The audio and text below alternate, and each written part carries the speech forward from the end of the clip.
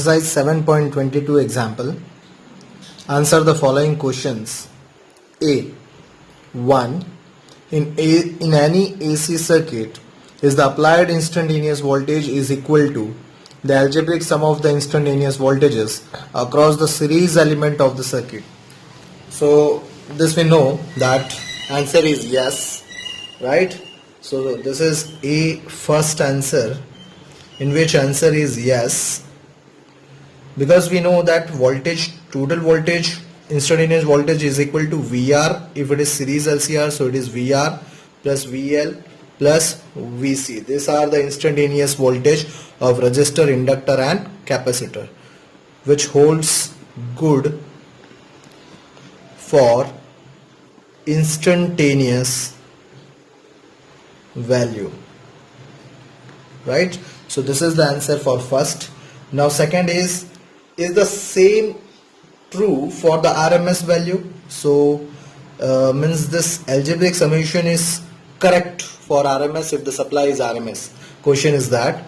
So answer is no, right? For RMS it is not possible, because for RMS value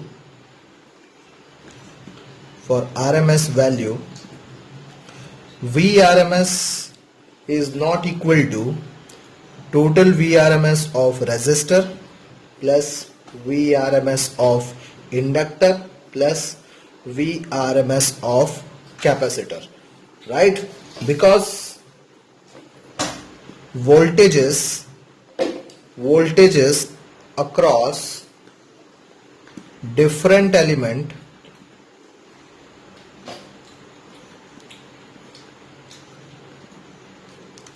are not in same phase, right? That is the reason RMS summation is not possible, right? It is, for RMS value we know it is V is equal to root of Vrms square plus VL minus VC whole square. Clear? Now in B, a capacitor is used in the primary circuit of an induction coil, right? So answer for that is for B. In case of induction coil, during breaking, very large voltages is induced, which can cause sparking, right? Hence, if capacitor is connected in its primary circuit,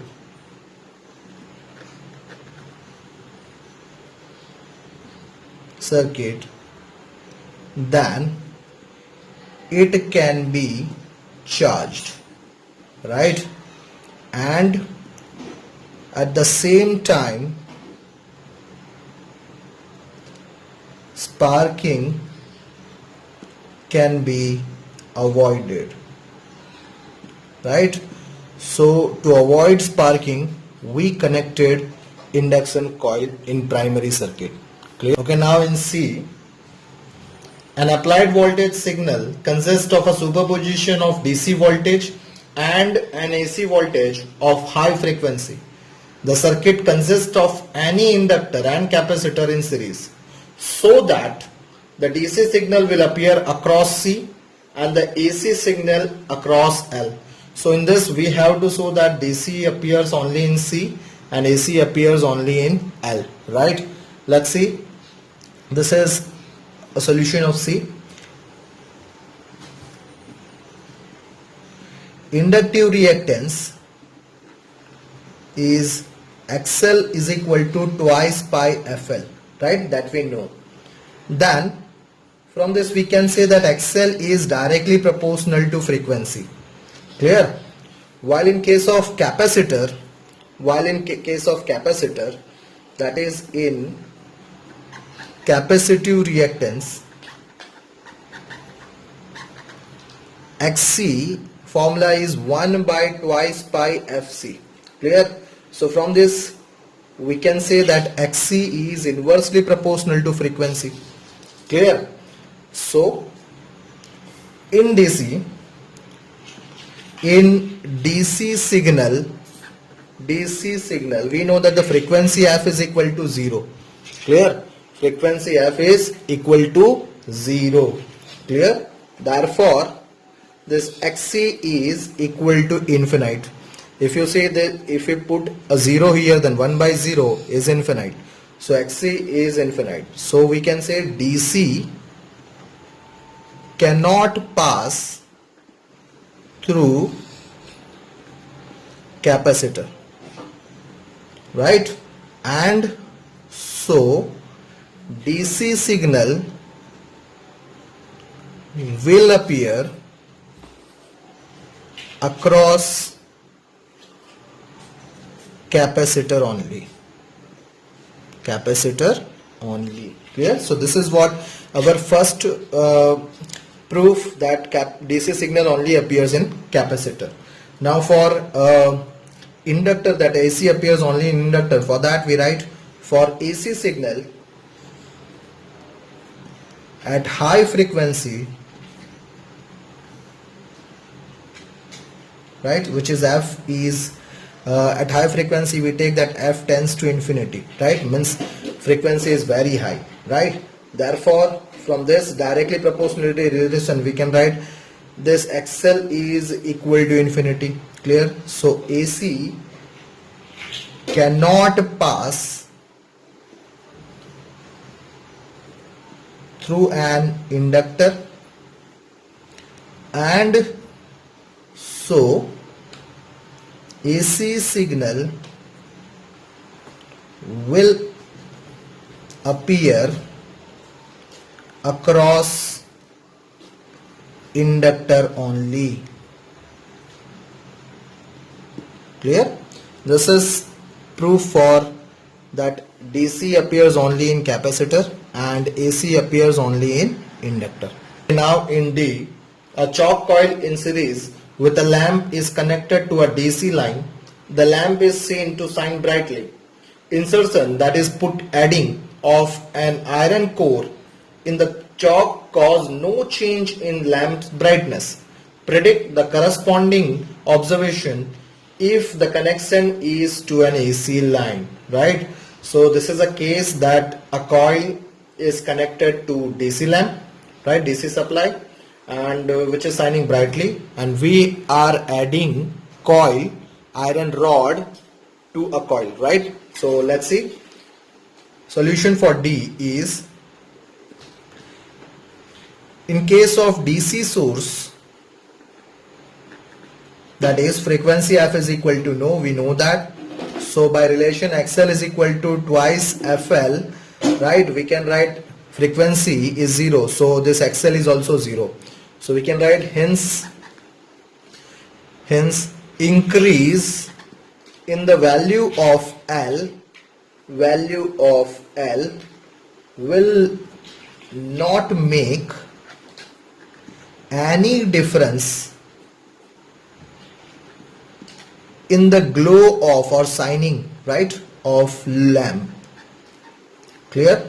Because XL remain 0, right? XL remains 0.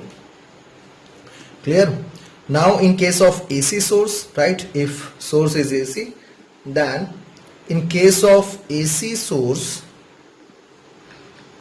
IRMS value is equal to, we know that it is VRMS by Z, mod Z, right? It is a case of induction connected with a rod, so R is also added, right? So this is a relation. Clear? Here, by adding or putting iron rod, L is increased, right? This L is increased. Clear? Induction is increased, and as you see from the relation, if L is increased, then IRMS value will be decreased. IRMS value will be decreased, right? and hence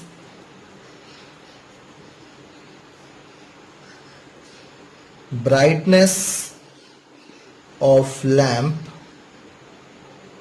will be decreased. Right? Clear? Now in E, why is a chalk coil needed in the use of fluorescent tubes with AC mains? Why can we not use any ordinary resistor instead of the chalk coil?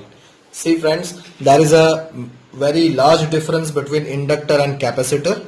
So let me find what is the reason behind it, right? Instead of using a resistor, why we are using inductor. So if a fluorescent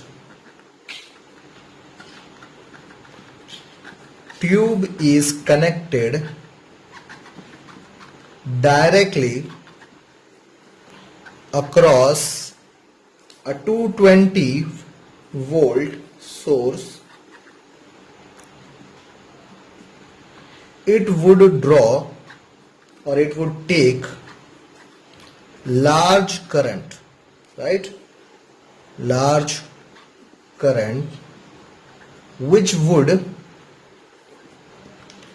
damage the tube, right? So if we connect a fluorescent tube to direct source, then large current will be absorbed by it, which would damage the tube. For that we use here, with the use of chalk coil, voltage is reduced, right? Voltage is reduced to an appropriate value, right, or desired value, without wasting any power, right? So if we connected a resistor instead of inductor, then obviously resistor may lose energy in form of heat, while this inductor is not losing any energy in form of heat.